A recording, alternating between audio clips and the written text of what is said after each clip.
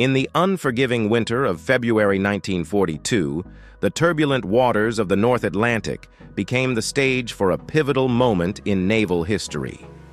The Battle of the Atlantic raged on, a theater where Allied forces desperately sought to maintain vital supply lines against the relentless onslaught of German U-boats. Amidst the rolling waves, convoy HX-25, a lifeline of 37 Allied ships, pressed forward toward the shores of Liverpool. At the helm of this delicate dance with destiny was the USS Keeling, Duddy 5 from 48, affectionately known as Greyhound. The Greyhound was under the command of the seasoned yet untested Commander Ernest Krause, a figure whose naval prowess was about to be profoundly challenged. His mission: to safely navigate the convoy through the perilous waters infested with lurking U-boats. As the convoy embarked on its journey, the composition of the escort fleet was unveiled. Alongside the Greyhound were stalwart companions, the British HMS James, the Polish ORP Victor, and the Canadian HMCS Dodge. Each ship bore the weight of responsibility in safeguarding the convoy against the deadly threat beneath the waves. Commander Krause, portrayed by Tom Hanks, stood at the epicenter of this maritime saga. A man of strategic brilliance, but with minimal wartime experience, Krause's leadership would be tested in ways unimaginable. The script carefully weaves the narrative between Krause's present reality and a recent past, where he was a civilian in a budding romance with Evelyn Frechette, Elizabeth Shue. Little did he know that this courtship would be interrupted by a call to serve, and destiny would thrust him into a role of immense responsibility. The convoy, a microcosm of international cooperation, entered a notorious stretch of the Atlantic ominously dubbed the Black Pit. In this desolate expanse, the protective umbrella of air cover vanished, exposing the convoy to the lurking danger of unseen U-boats. The tension escalated as high-frequency direction finding intercepted ominous German transmissions, signaling the presence of enemy submarines. The Greyhound, equipped with the latest technology and a determined crew, soon faced the stark reality of the threat. A surfaced U-boat appeared on the radar, prompting the Greyhound to engage. In a gripping display of naval tactics, the Greyhound outmaneuvered the enemy sub, delivering a decisive blow with depth charges. The crew's jubilation, however, was short-lived. Reports of distress rockets at the rear of the convoy shattered the momentary respite. A Greek merchant ship, a victim of a U-boat attack, was rapidly sinking. Commander Krause, navigating the Greyhound with precision, rushed to the rescue, evading torpedoes with calculated maneuvers. The Greyhound managed to save the surviving Greek sailors, a testament to both the ship's capabilities and Krause's leadership. As the night fell, the true magnitude of the challenge unfolded. Intelligence revealed a wolf pack of 6 U-boats strategically shadowing the convoy. The impending darkness became an ally for the U-boats, exploiting the limited visibility of the escort fleet.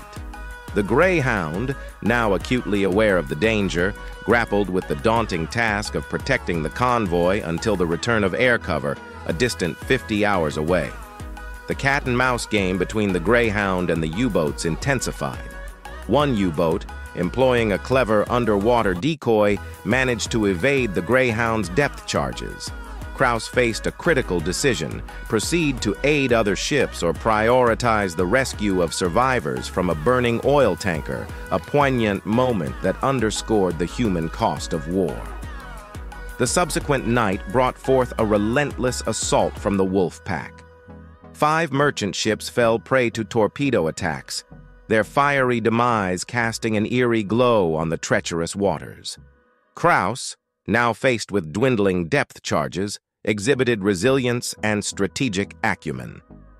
A radio call to abandon the zigzag route and take a direct course brought the convoy closer to the much-awaited air cover, a decision laden with calculated risk. The Wolfpack, sensing the vulnerability of the Greyhound, launched a coordinated assault. The lead U-boat's captain taunted the convoy through radio transmissions, creating an atmosphere of impending doom. Krauss, aware that the Greyhound was down to a mere 6 depth charges, confronted the defining moment of the battle. The ensuing engagement between the Greyhound and the U-boats unfolded as a high-stakes chess match on the open sea. Torpedoes streaked through the water, met by evasive maneuvers from the Greyhound. In a dramatic exchange of surface broadsides, the Greyhound, in tandem with the corvette HMCS Dodge, sank one of the U-boats, yet not without cost. The Greyhound sustained damage, and Krauss lost his mess attendant, George Cleveland, and 2 sailors. The narrative pivoted to the funeral service, a somber reminder of the human toll exacted by the relentless dance with the U-boats.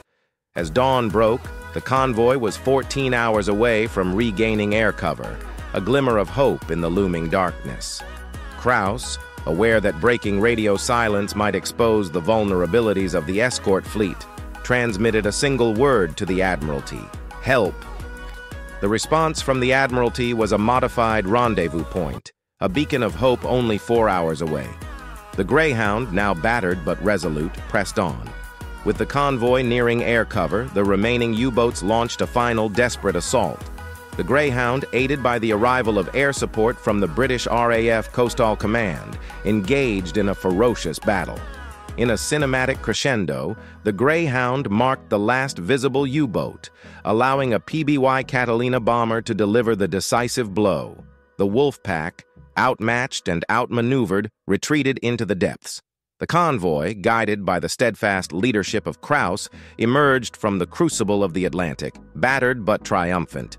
Amidst the wreckage and the toll exacted on the Greyhound's crew, a radio contact signaled relief. HMS Diamond, the head of the relief escorts, announced their arrival. The Greyhound, with its battle-worn hull and weary crew, was due for repair and refitting in Derry. The crew, despite the scars of battle, received commendation for their valor, a testament to the indomitable spirit that defined their journey. As the Greyhound set a new course for repairs, the passengers and crew of the convoy ships erupted in cheers, saluting the Greyhound and its crew. Krauss, the man who navigated them through the abyss, retired to his cabin. The Battle of the Atlantic, etched in the annals of naval history, had found its hero in Commander Ernest Krauss and his valiant crew aboard the Greyhound.